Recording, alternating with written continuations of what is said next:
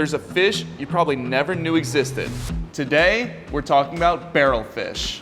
What's up, y'all? I'm Reed the Fishmonger, and today, we're gonna fillet the barrelfish and tell you all about it. But first, we gotta get the scales off of this fish.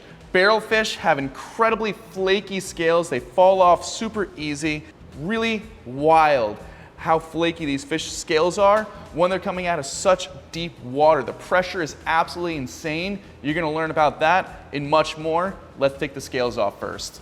When removing the scales off of any fish, you wanna start from the tail, move towards the head, and long motions like this, getting off as many scales in one swipe as possible. And for any of you out there that have horses, you probably know what this is. It's a curry comb. Same thing they use to brush horse fur. And we're gonna make sure we get all the scales off of the collars of these fish because we're gonna be removing the collars when we cut these fish, and we don't want the scales on those either. Barrelfish have a slower metabolism, which is crucial for their survival. It helps with energy conservation, adaptation to cold temperatures, extended lifespan, and reduces the need for active hunting in a scarce food environment. The short, wide shape of this body with these stripes is likely how they got their name, barrelfish, if you use your imagination. Just wait until you guys see how beautiful the meat is. This fish is coming out of over 1,000 feet of water. Down there, they're eating the deep water cephalopods and copepods and crustaceans. They're also opportunistic eaters because down that deep, they really have to adapt to getting whatever they can get their hands on. All right, I can't wait to show you guys how beautiful the meat is on this fish. We wanna pick up the fin. I like getting a good grip between that pec fin and that pelvic fin. You can get a good grip underneath both when you have a gutted fish. You've got a collarbone right there. We're going to puncture right underneath that collarbone and let that bone outline our knife, just like that. Now we can flip our knife around at an angle. We're gonna go behind the head at a hard angle just like that, making sure your knife is angled instead of straight down. Otherwise, you're gonna miss out on some of that delicious white meat behind the head. You can already see from the exposed meat right here how beautiful this fish's meat's gonna be, and you can see how large those flakes are. Up next, right on this dorsal fin, you can feel the hard cartilage from that fin.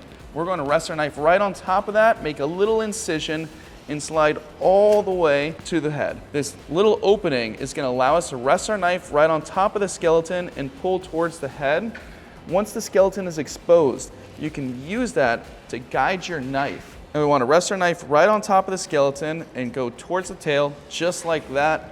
Flip our knife around towards the head, and from a couple of motions, just like that, we're at the center of the fish. We wanna use just the tip of our knife, go to the top of the spine, and go all the way up. What we just did was allowed us to give more lift on that fillet without creating any tears in the high loin of our barrelfish. And again, you can already see just how gorgeous the meat is on this deep water delicacy. Once we're to the center, I'm gonna slide our hand up, put the tip of our knife at the base of the ribs. Make sure your knife is not levitating like this, but resting on the skeleton. Twist the blade up and push towards the head. What you just did with that quick, swift motion is you separated the connection the pin bones make to the ribs.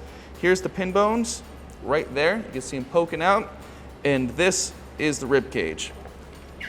Now we can rest our knife right on top of those exposed rib bones and start sliding down. That way we can go over the ribs instead of cutting through the ribs. We're gonna use the tip of our knife to go to the second side of that tall center spine. And on these barrelfish, they've got this tall rib cage with a deep dip right here. So when you're sliding over those ribs, it's very easy to lose a pocket of meat that's right there. So we're going to make sure we get that whole pocket first before finishing sliding over the ribs. Right there you can see that deep drop, and if you're sliding over the ribs, you would leave a pocket of meat right there. Now we're going to rest our knife right on top of those ribs and slide down, applying a little bit of pressure on those rib bones. That way you stay as close to them as possible, but you don't want to cut through the rib bones. So you need enough pressure not to lose any of the meat, and little enough pressure not to cut through the ribs. Once you're to the bottom of the rib cage, You have the bottom of the bone right here. You can't see it, but we went through all the rib bones. Now we're going to cut straight down, fully disconnecting it without having any of those rib bones in our fillet. Now we can just go ahead and separate the whole fish off. Now we can just cut the rest of the fillet off the skeleton. All right, now we can close it up, give it a good little flick just like that, and there's our beautiful, beautiful barrel fish fillet. You can see these lines right here. Those are gonna be the flake lines of the fish, and they're very tight. Tight not meaning close together, but the meat to the flake line is connected really hard because it's a leaner fish and there's not a lot of moisture between those flakes. So when you cook a barrel fish, you have to be mindful that it is a leaner fish and you have to handle it delicately. And it's a delicious, subtle, sweet, mild flavor from its deep water diet of cephalopods and copepods, which gives it this clean, white meat. But it is very easy to overpower and overcook, so keep that in mind. The fish's ribs are valuable. I'm gonna show you what we're gonna do with those in a minute. First, we're gonna get the other side off. We're gonna flip it over, pick up the fin, go behind the head at an angle, outline that collarbone right there, twist it around. Now we're gonna take the tip of our knife, go right at this opening, use the tip of your knife to find the spine of the fish and slide down, making sure we don't lose out on any of that delicious meat resting on top of the spine, but it gives us a nice opening to work with. Now we can rest our knife right on top of the skeleton and pull down. With this opening, get a good grip on the skin and just keep working that opening, letting the skeleton guide your knife. As long as your knife feels the skeleton, you're not losing out on any of that delicious barrel fish meat. Now we want to separate the connection the pin bones make to the ribs. Just like that. Hit the second side without losing any of the meat that's in this pocket right here. Now we pretty much have the whole thing off except for the meat on top of the ribs, and we want to go over those ribs, not through those ribs. So we're going to pick up that pectoral fin, go underneath it just like this, rest our knife right on top of those rib bones, and start sliding over those ribs.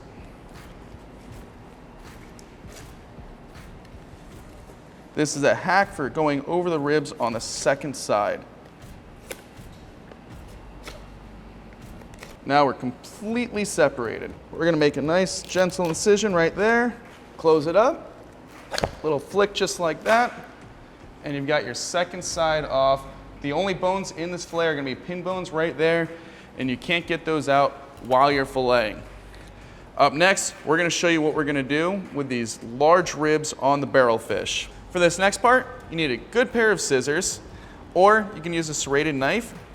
You're going to come right from the bottom of these rib bones, go to the base, and start cutting through them. As long as you get to the base, you can cut through them pretty easily.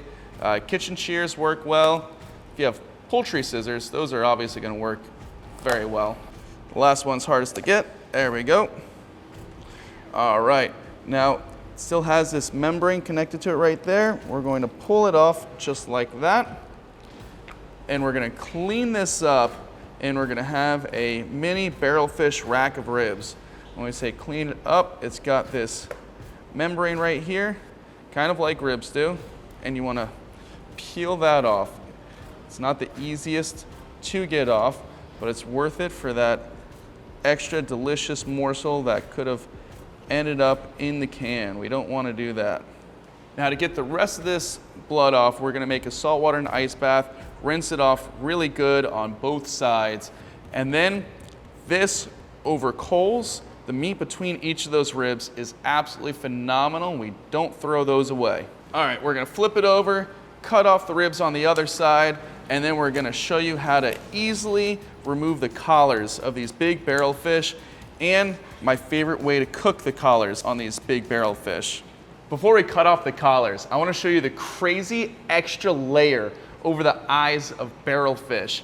And other deep water fish have this because they need an extra protective layer when they're in super deep water. This extra protective layer is protecting them from the pressure of coming out of over 1,000 feet of water, microorganisms that can hit their eye when they're that deep, and general debris that's gonna come into contact with its eyes. Check this out, it's pretty crazy. We're gonna make a slight incision, and look at that. That's its protective layer coming off. We can keep working it like this. Barrelfish eyes cloud very quickly.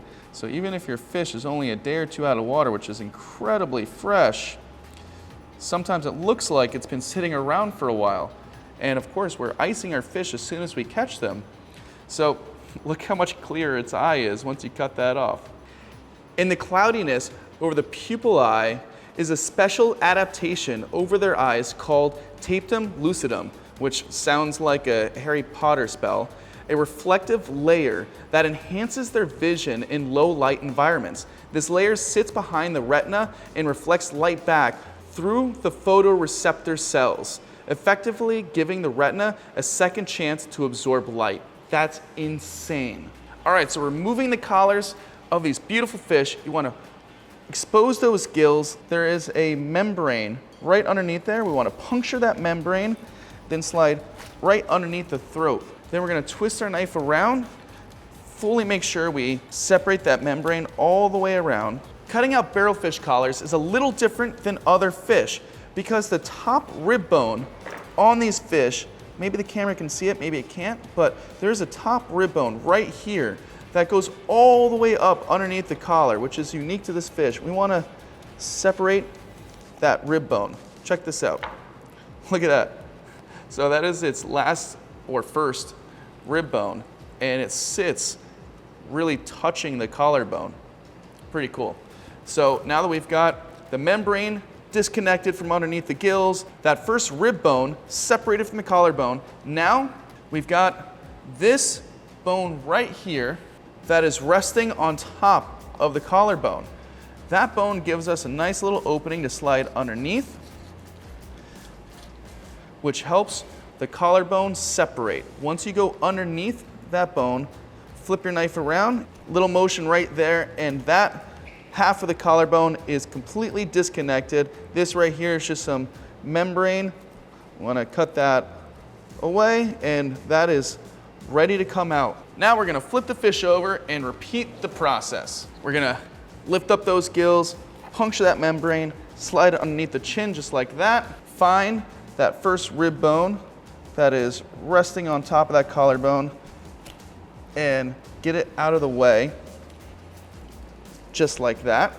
Next up, we're gonna find this top bone that's resting on top of the collarbone, and we're gonna slide right underneath it, twist our knife around, and now this whole thing is separated. Just like that, we're gonna pull this whole collar right out. And there's the collar of our barrelfish. What I like doing, cutting it down, separating it into two pieces. Now we have all this membrane. The membrane is edible. We just want to take off the excess stuff. So it's really simple, just cutting off some of the excess, and especially the little bit more slimy looking stuff like this. This membrane, totally fine. This stuff here, we're gonna just go ahead and cut that away. Now we're gonna take our saltwater and ice brine, rinse these off well to get rid of all that excess blood. I love roasting these in the oven, Asian style, with miso, soy, grated ginger, and grated garlic with a little bit of green onion. Phenomenal. This is an incredibly uncommon fish to find in seafood markets, partially because they're incredibly hard to catch. They're caught off the ocean floor in depths that are often unknown and elusive to fishermen, which makes them just so hard to find. And we really only see them, at least in our market here in Southeast Florida, in fall. And that's why most people have never even heard of a barrelfish, this phenomenal deep water white flesh fish that is so good in ceviche, on the grill, fried, and so many other methods. If your fish market has it, try it. Thanks for watching. Have a killer day.